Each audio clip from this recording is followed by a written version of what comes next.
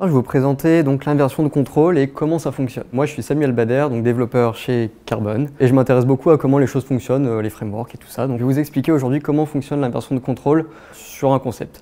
Donc je vais déjà vous expliquer plusieurs choses pour ensuite rentrer dans une implémentation un peu technique de comment sont implémentés certains mécanismes. Donc tout d'abord, l'inversion de contrôle, qu'est-ce que c'est? Ça va consister à déléguer une partie du processus de développement au framework et du coup nous permettre de nous concentrer uniquement sur les aspects uniques et fonctionnels de notre application. Donc ça va avoir plusieurs avantages, notamment la testabilité, parce qu'on va pouvoir remplacer des composants un peu comme on veut pour, par exemple, mettre des mocks, faire des stubs, etc. Ça va apporter de la flexibilité dans l'application, dans la mesure où on va pouvoir justement remplacer un composant par un autre sans avoir à toucher au reste de notre application.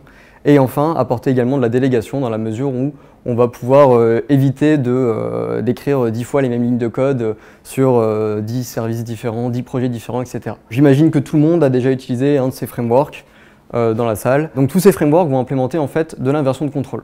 Que ce soit des frameworks back comme Spring, .NET, Nest, etc. ou des frameworks front, c'est un peu le principe du framework en fait, c'est d'apporter une forme d'inversion de contrôle. Donc nous on va surtout s'intéresser aux frameworks qui vont nous permettre d'implémenter l'inversion de dépendance. Donc les principes solides, j'imagine que tout le monde en a entendu parler à un moment dans sa carrière. Je ne sais pas si tout le monde s'en souvient, on les a peut-être appris par cœur pour un entretien ou c'est peut-être plus très frais quoi. Donc je vais revenir surtout sur le D, donc le Dependency Inversion Principle. Donc sur le papier, ça dit que les modules de haut niveau ne doivent pas dépendre des modules de bas niveau, mais doivent se parler par des abstractions. Donc qu'est-ce que ça veut dire tout ça? Donc imaginons on a un payment service, donc un module qui va visiblement implémenter une logique métier, donc un module ce qu'on va appeler de haut niveau, et un credit card processor, donc un module de bas niveau qui va traiter justement des données de carte bancaire, on ne sait quoi. Sans inversion de contrôle, on va avoir tendance à implémenter directement notre credit card processor dans notre payment service. Donc ce qui fait que si jamais on veut utiliser un PayPal processor, on va devoir modifier payment service. Donc c'est pas forcément idéal, on va devoir retoucher un peu toutes les briques de notre application pour changer juste quelque chose comme ça. Donc qu'est-ce qu'il nous dit? C'est que du coup il devrait se parler plutôt par des interfaces, donc plutôt par quelque chose comme ça. Donc on va avoir une interface payment processor que credit card processor va implémenter et du coup payment service il aura juste à dire que lui il a besoin d'un payment processor et il aura juste à appeler les différentes méthodes et derrière il s'en fiche de son implémentation. Donc ce qui va nous intéresser c'est comment en fait le framework va faire pour mettre credit card processor dans payment service sans que payment service dise qu'il a besoin de credit card processor, juste qu'il a payment processor quelque part. Donc ça se base sur plusieurs mécanismes. Tout d'abord la réflexion. Donc la réflexion qu'est-ce que c'est? C'est une capacité donc qu'un programme va avoir à s'examiner lui-même, à se modifier, à faire des choses sur sa structure pendant son exécution. Donc en gros, ça va être un programme qui va pouvoir utiliser, par exemple en Java, on a des classes, on a des méthodes, etc. Et en fait, on va pouvoir accéder à ces classes et à ces méthodes pendant l'exécution de notre programme. C'est-à-dire qu'on va pouvoir modifier ces choses, exécuter des comportements dessus, etc. Donc la réflexion, ça marche notamment via des métadonnées. Donc des métadonnées, ça va être un peu des commentaires qu'on va mettre sur notre code, mais pas destinés aux programmeurs, destinés justement à notre langage. Donc par exemple, on va utiliser souvent des annotations. On va avoir par exemple en Java @service, @contrôleur, etc. En fait, ces annotations vont surtout permettre à Java de savoir que telle classe c'est telle chose et ensuite Spring derrière lui il va tout simplement se dire ça c'est un service, je vais pouvoir l'injecter là-dedans, ça c'est un contrôleur, je vais lui rediriger les requêtes HTTP, etc. Donc en fait ça va vraiment être juste des données qu'on rajoute sur le code pour que le framework ou pas forcément puisse savoir qu'est-ce qui se passe là-dedans et qu'il puisse un peu les trier. Ensuite on va avoir du coup l'injection de dépendance, donc qui va permettre tout simplement de déléguer l'instanciation des composants au framework, du coup facilitant la modularité et la testabilité. Donc par exemple, c'est ce qui va nous permettre que si on fait une application MVC web, on va avoir un contrôleur, on va lui dire qu'il a besoin d'un service, c'est le framework qui va dire tout de suite le service il va dans le contrôleur. Et c'est pas le service qui va instancier, c'est pas le contrôleur qui va instancier le service. Maintenant on va voir comment ça peut être implémenté. On va d'abord faire un petit exemple. Là par exemple, on va avoir du coup notre payment service qui va prendre en paramètre un payment processor, donc qui sera l'interface du payment processor. Donc là, on va avoir notre arrobase component, donc qui sera notre annotation, qui sera notre métadonnée pour le framework. Et on va avoir donc notre constructeur qui prendra en paramètre le payment processor. Et c'est à ce niveau-là que se fera donc l'injection de dépendance. Donc comment ça marche? Bon là on va avoir un peu de code un peu compliqué, mais je vais vous le vulgariser très simplement. Donc tout d'abord, ce qu'il nous faut pour pouvoir instancier nos classes et pouvoir les injecter, c'est de savoir quelle classe existe. Qu'est-ce qu'il y a dans notre fichier, dans nos dossiers, etc. Donc en Java, ça va se matérialiser en fait par le class loader, qui va nous permettre en fait de récupérer toutes les ressources de notre application, donc y compris nos classes, nos ressources, etc. Donc à partir de tout ça, en fait, on va avoir une sorte de répertoire avec nos fichiers, nos sous-dossiers, etc. Et on va juste itérer sur tous ces fichiers et récupérer lesquels sont des classes. Ensuite, une fois qu'on a ça, on va pouvoir charger nos classes. Donc pour charger nos classes, Java nous propose une méthode statique sur la classe class qui nous permet en fait, d'à partir du nom de la classe, récupérer un objet qui va correspondre à cette classe. Donc c'est avec class.forName. Donc c'est-à-dire que là, par exemple, si je mets class.forName de payment processor.java, je vais récupérer directement en fait un objet class qui sera par rapport à ce payment processor. Une fois qu'on a toutes nos classes, on va devoir du coup savoir lesquelles on doit instancier, comment on doit les instancier, qu'est-ce qu'on va faire. On va utiliser donc des annotations. En Java, comment ça se déclare? C'est juste comme une interface, ce qu'on met un arrobase devant interface. Et ça va nous permettre donc d'annoter un peu tout ce qu'on veut. Donc on a la target qui va prendre lui l'element type. Donc l'element type, ça va être si c'est une classe, si c'est une interface, si c'est une méthode, si c'est un paramètre, ça peut être vraiment beaucoup de choses. Donc là, element type.type va juste nous permettre de dire que cette annotation ira sur une classe. Et ensuite, la rétention, ça va être jusqu'à quand cette annotation va être visible dans le lifecycle de l'application. Donc si on le garde en compilation, parce que par exemple Lombok ne va pas avoir besoin des annotations à l'exécution parce qu'il va juste rajouter du code à la compilation.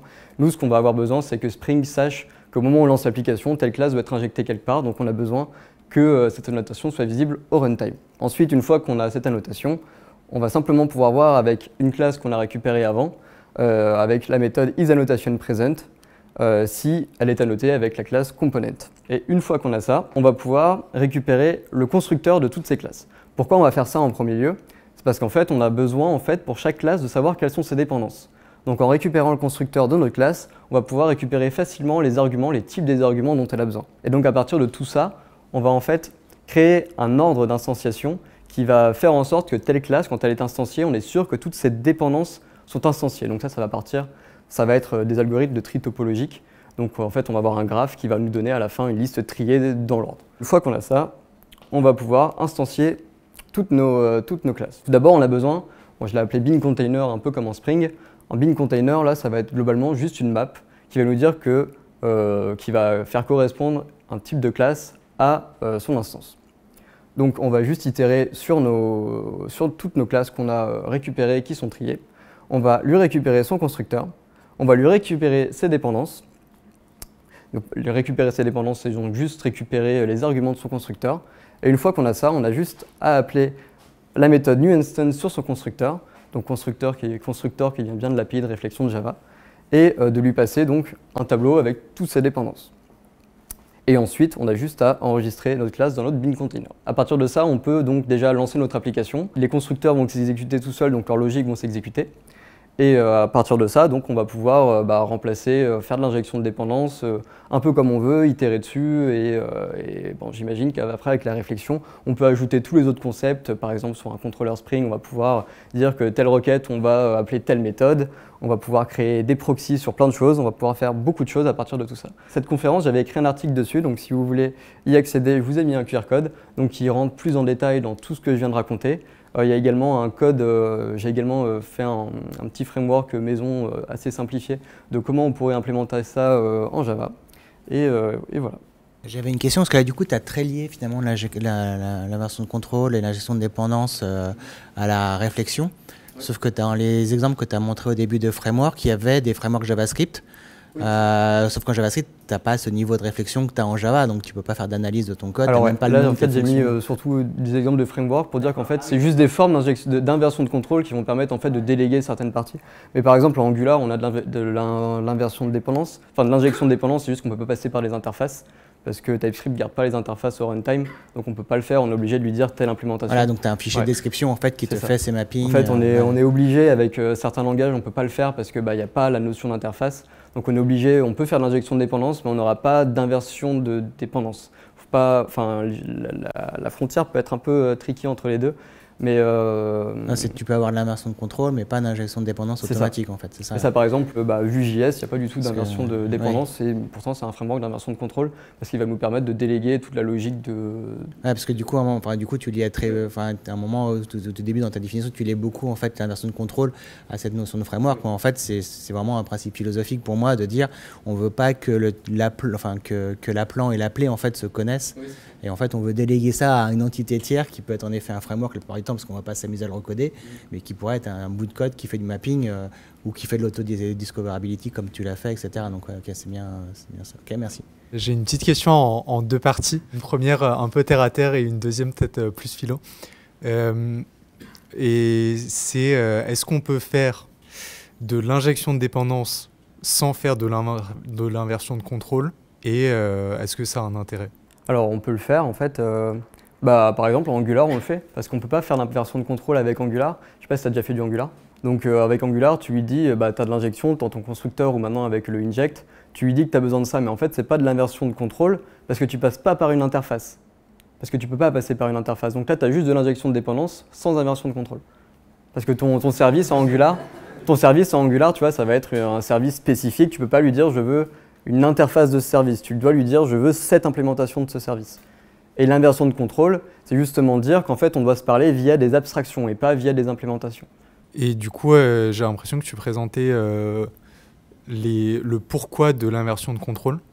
Et dans ce cas, pourquoi est-ce qu'on fait de l'injection de dépendance si ça ne permet pas de faire de l'inversion de contrôle? En fait, ça fait partie des avantages de l'inversion de dépendance qui va être que de l'injection de dépendance, pardon, qui va être que en fait, on va pouvoir, on va pas, une fois qu'on va changer l'implémentation, on va pas devoir, enfin, comment dire, ça, en fait, dans la pratique. Sur ce genre de framework, c'est surtout qu'en fait, on va avoir une instance d'un service qu'on veut partager sur tous tes composants. Et donc, pour faire ça, si tu instancies à chaque fois ton service dans ton composant, tu ne vas pas pouvoir partager des states, etc. Et c'est pour ça qu'avec Angular, on le fait quand même, parce que ça te permet d'avoir un singleton, une instance. On pourrait utiliser d'autres patterns que l'injection de dépendance pour le faire, mais ça te permet de le faire aussi. Par exemple, tu vas avoir trois composants qui vont avoir besoin de ton user service. Tu n'as qu'une instance du user service qui, lui, est gérée du coup par Angular. En fait, pour t'aider pour aider un peu le truc, je pense, ce qui est vachement compliqué dans ce truc d'inversion de contrôle et d'injection de dépendance, c'est qu'en fait, c'est deux concepts qui sont dès que possible liés, parce que ça marche extrêmement bien ensemble. Et souvent, du coup, ça vient beaucoup des frameworks Java et .NET, où du coup, tu peux faire les deux d'un coup, et donc tu le fais parce que c'est vachement plus simple. En fait, tu veux découpler deux trucs. Tu veux découpler le fait que l'appelant ne doit pas connaître l'instance de ce qu'il va appeler et idéalement qu'il ne connaisse même pas le type de ce qu'il doit appeler. Donc du coup, tu as deux niveaux. Et si tu peux avoir ces deux niveaux-là, c'est l'idéal parce que, en gros, la seule chose que tu connais sur ce que tu dois utiliser, c'est que c'est un truc qui est un moyen de paiement. Mais tu ne sais pas quoi. Sauf que dans certains langages, tu n'as pas de notion d'interface. Donc du coup, tu ne peux pas abstraire. Donc quand tu ne peux pas abstraire, tu vas dire, OK, là, je dois appeler un credit card payment. Mais je n'ai pas envie de faire un new credit card payment dans ma fonction. Donc, je vais lui passer dans un constructeur ou en paramètres, etc. Et là, du coup, tu as de l'injection de dépendance. Voilà, donc, du coup, tu as vraiment deux niveaux. C'est, on veut ne pas instancier ce dont on a besoin. Et en plus, on voudrait idéalement ne même pas savoir qu'on a besoin de ça. Ou en tout cas, on devrait avoir uniquement l'information minimale de ce qu'on a besoin d'utiliser. Donc, du coup, dans ton interface, tu vas avoir juste n'importe quoi ça peut être une interface, et en JavaScript, tu pourrais le faire aussi. Tu pourrais faire du duck typing en disant j'ai juste besoin d'un objet qui contient une méthode qui s'appelle payment. Peu importe en fait quel est cet objet-là en fait, quelle est sa classe, etc. Mais c'est plus chiant parce qu'en effet, avec l'interface va t'aider à structurer ça, t'assurer que ton typage est bon, etc. Et du coup, c'est là où ça devient tricky et c'est pour ça que c'est souvent un mix des deux. C'est que dès que tu peux, tu fais les deux parce qu'en fait, ça va super bien ensemble et c'est fait pour marcher ensemble. Parce que je me suis posé les mêmes questions. Et tout se passait par là. Hein. Mais c'est quoi? Pourquoi on parle d'injection et des fois d'inversion?